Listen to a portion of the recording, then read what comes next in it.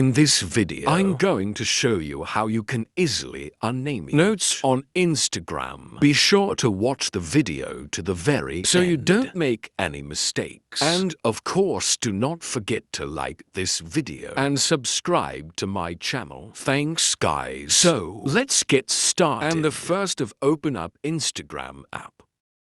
You might have muted some users. You may mute their nodes. And if you want to unmute all nodes on Instagram, all you have to do is first find those users. And the easiest way to do it is go to your profile. Then hit add these 3 lines and select settings. On settings, stop at privacy. And then scroll down until you find muted accounts. And that will show you all accounts you have muted. And it will be sorted by muted notes, posts, and stories. If you want to unmute and notes for a specific account, or for all the accounts in that list, you can just one by one open up their account. Then hit add following, then mute.